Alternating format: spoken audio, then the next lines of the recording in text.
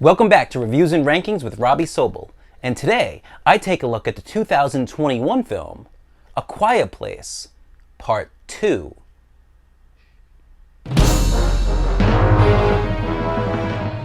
A Quiet Place Part 2 was directed by John Krasinski and stars Emily Blunt, Cillian Murphy, Millicent Simmonds, and Noah Jupe. Alright guys, welcome back to the channel, and last night I headed over to the movie theater and I checked out the brand new horror film A Quiet Place Part 2. Now the first Quiet Place was released in 2018, also directed by John Krasinski, who starred in that film, and it basically took place in a post-apocalyptic world where a family was trying to survive while these giant creatures who were blind but have an acute sense of hearing have taken over the world. Now, this film starts out as almost like a prequel. So basically you get the first 10-15 minutes or so is what happens on the first day when these creatures actually came to be, and then the rest of the film is a sequel to the original. Now, the original film, when it came out, it really made a lot of noise. No pun intended. And I enjoyed it. I thought it was a solid film. I didn't think it was great, but it was good. And it was a unique take on the monster subgenre. Emily Blunt and John Krasinski did a great job in their roles as the two leads. So I was interested when I heard they were making a sequel, and I wasn't exactly sure in the direction that they were going. I'm pleasantly surprised to say that when I got out of the theater last night, this movie really stuck with me. I thought they hit a home run, and it's one of the rare examples of a sequel surpassing the original, at least in my eye. Now, this film, I'm not going to delve too much into spoilers in regards to actual story beats, because I want to talk about the themes of this film a little bit more than the actual just story itself. But to kind of sum it up, after the original film was over, you had Emily Blunt, and she had her two children, a daughter and a son, as well as a newborn. They were surviving at the end. They killed one of the big monsters, and the patriarch of the family, John Krasinski, had died. So in this film, they're kind of on the run again, and shit hits the fan, and they actually run into a old family friend of her husband, played by Cillian Murphy, and they all try to kind of band together. But the themes of this are something that I think are more important. So, A Quiet Place. Who are these monsters? What are the monsters? Now, on the surface, you go, well, they're just the standard monsters. They can't see, but because they can't see, their other senses are heightened, specifically their hearing, which really does play into the film with the story because the daughter is deaf. So that really kind of is a good way to play it off. It's a good yin and yang for the story. But for me, like I was thinking a little bit deeper with it.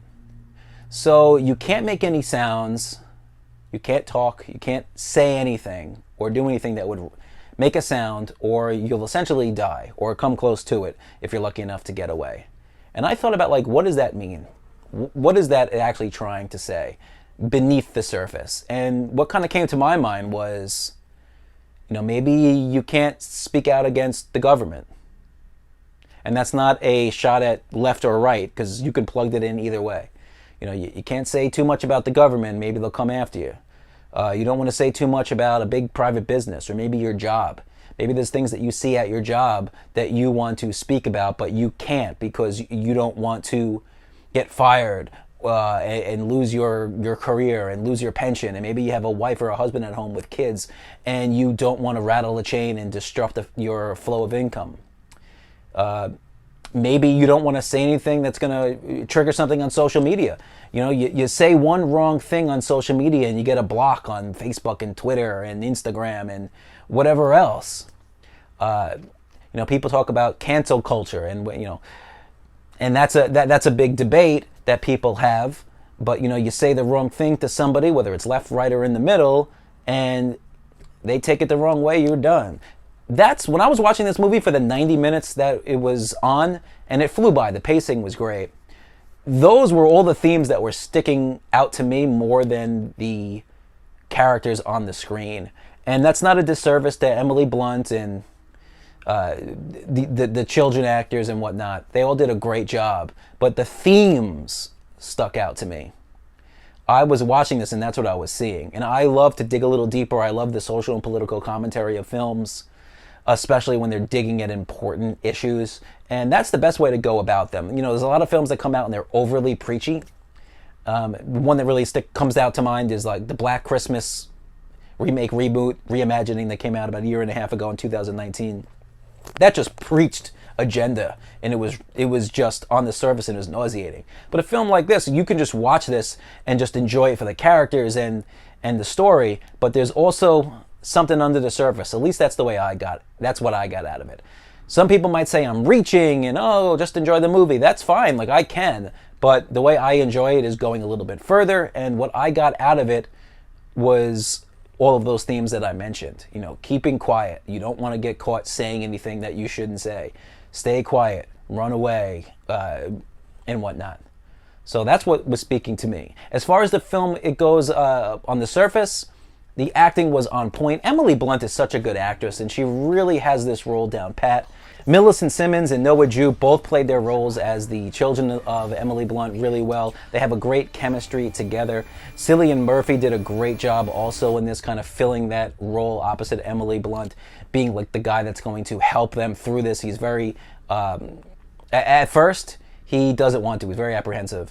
And then eventually he kind of kicks it into gear and acts as that kind of father-like figure. And it was really well done.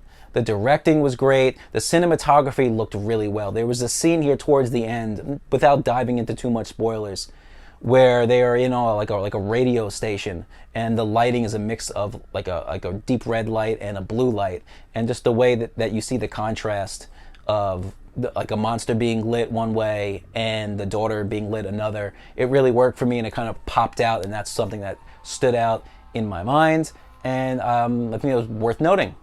Unlike a lot of other horror movies that come out, the Rotten Tomato score and the critics' reviews of this film have been through the roof. Right now, the Rotten Tomatoes score is about 90% from the critics and about 96% from the audience.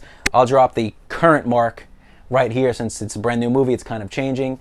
And I really enjoyed it. I would highly recommend it. Even if you were kind of lukewarm on the first, wasn't too crazy about it, definitely go with the second one. I think it ups the ante, but it doesn't do it in a cheesy way, and they definitely deliver. For me, A Quiet Place Part 2 is one of the best films of the year, regardless of genre, and I'd put it very close as the best horror film of the year. It's really, really close for me, right there with Army of the Dead, and I know that gets a lot of snickering from people, but I don't care. I love that movie. For me, A Quiet Place Part 2 gets a 4.5 star rating. But what do you guys think? Did you like A Quiet Place Part 2? Have you seen it yet? If not, what are your thoughts on the first one? Leave your thoughts in the comments below, and I would love to chat with you. If you liked this video, you can hit like. If you loved it, you can subscribe. And of course, like always, you can hit me up on Instagram and Twitter at RankingsRS. So thanks for checking out the channel, and keep watching movies.